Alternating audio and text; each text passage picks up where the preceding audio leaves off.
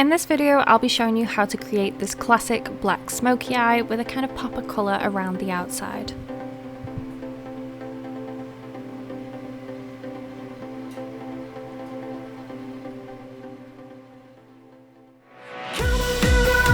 Dance to your drum, you got it now. Sexy, sexy. Doing the thing, louder, let's sing. You got it now. Sexy, sexy.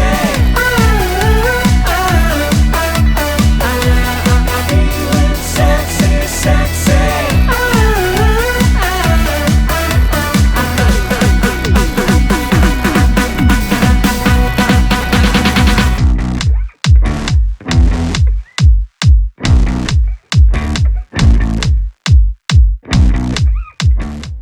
Before we started today, my client had already done her skin prep, so she'd done a cleanser, toner and a moisturiser before she came in, so that meant I could just get straight on with the makeup.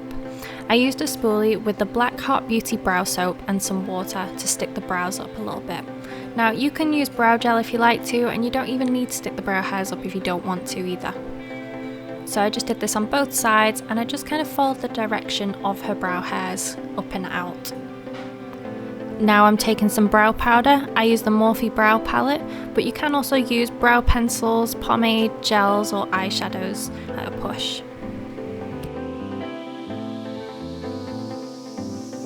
Now I'm taking the P. Louise Base Shade 1 with the 7072 brush from P. Louise as well, and I'm just sketching out my lines, so I'm going really nice and slow, being really careful with what I'm doing, and just sketching underneath the brow.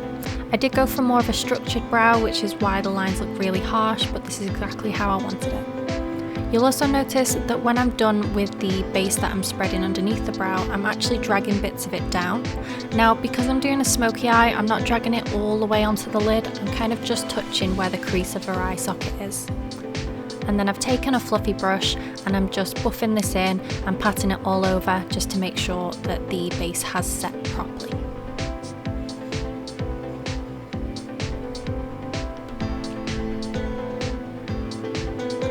Now I'm using the Stacey Marie Carnival Tahiti palette with the shade Tropics, and I'm using a Jessup brush, the 221 Luxe Soft Crease, essentially a fluffy brush.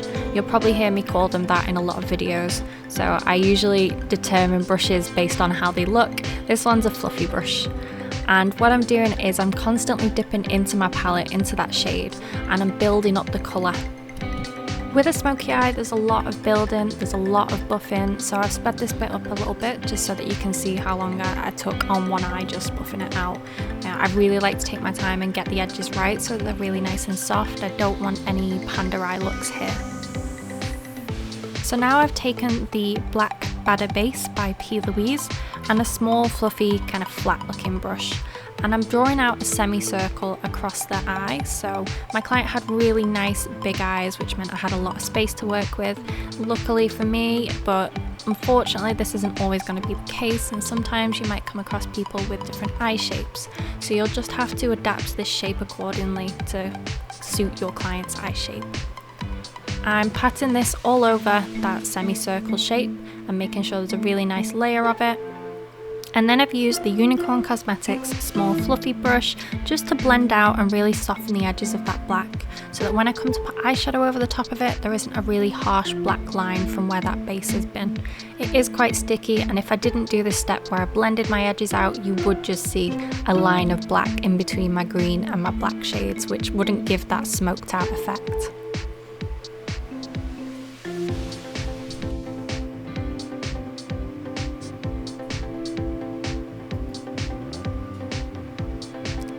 Now I've gone in with the shade Black Beach from the same palette, the Tahiti palette, and I'm putting this all over the edges of my black shape and just buffing it into the green. You'll also see me take it all across the lid using patting motions just to build up the pigment and make it really nice and black. Doing a little bit of a cleanup underneath the eye, just using some eye makeup remover. And I should probably mention as well, if you don't have the black base, you can use things like other black bases from other companies. So Black Heart Beauty do a fantastic one, and you could also use the gel eyeliner from Maybelline, but you just need to kind of thin it out a little bit with some mixing solution first. So there are alternatives. So now I'm using some more of the base shade 1 underneath the eye, and this is just so that my eyeshadows can sit on top of it like they did on the top of the eyelid. And I'm using a Juvia's Place small fluffy brush. It doesn't have to be Juvia's Place, it can be any brand, but just something that's small and allowed me to get right in the corner of the eye and underneath the lash line. And I've taken that Tropics shade, the green shade from the Tahiti palette, and put it underneath the lash line and then just buffed it out with a fluffy brush. And I'm also going in with some more of the Black Batter Base, but on a Jessup Precision Detailer brush, which is just a really nice small brush. And then I'm going to use some of the Black Beach eyeshadow just to seal it in. So basically what I've done on the top of the lid, I'm just bringing it underneath the lid. And I like to bring my eyeshadow out quite far because I like it really dramatic. But you can keep it in nice and tight or pull it out even further if you want to. That's the best thing about this sort of style, you can kind of do whatever you like with it.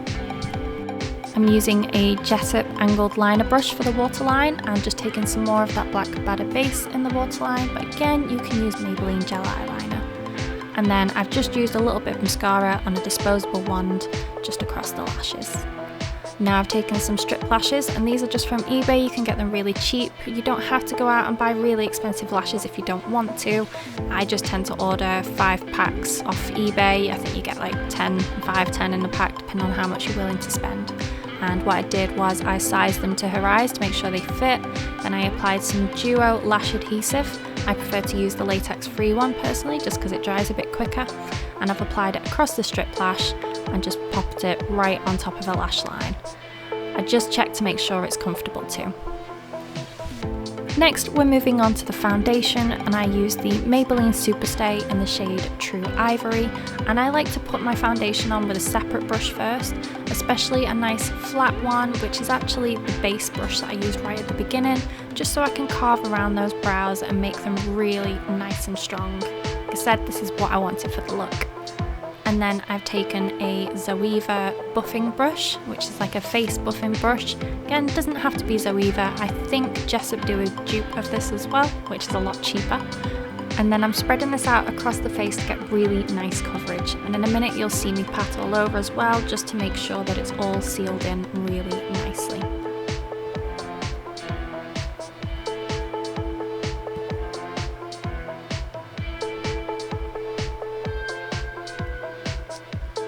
For the concealer, I'm using the L'Oreal Infallible Concealer in the shade Porcelain, and I'm going to buff this out with a Peaches and Cream brush. This will just help it blend into the foundation effortlessly. And then taking a fluffy brush, I'm going to blend my eyeshadow out again, just in case there's any edges where the concealer's gone a little bit too high and into my green.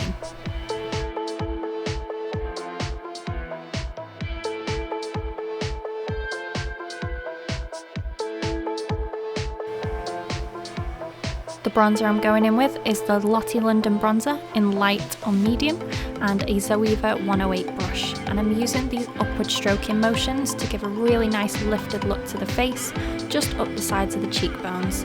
I don't really go below the cheekbones because I want it to look really nice and lifted. Then I'm using the Morphe Warm Blush palette with the Zoeva 128 brush to give a little bit of warmth, and I'm just positioning that pretty much over the top of my bronzer and just across the nose and in a few places. Now I'm using the Sleek highlighter palette on a precision eye brush, and I'm just going in on a few places on the face, just the tips of the cheekbones and the inner corners of the eyes.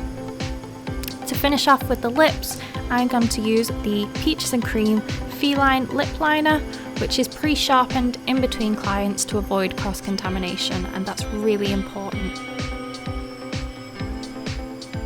I like to overline the lips just slightly on the Cupid's bow and the middle of the bottom lip, and then I join it back to their natural lip shape just at the edges so it doesn't look like clown makeup. Fill that in with the NYX Butter Gloss in Creme Brulee to give it a really nice glossy finish. And then any areas that I wasn't quite happy with, I went in with a concealer brush and a little bit of foundation and just really sharpened up the edges of the lips to make them look really nice and stand out.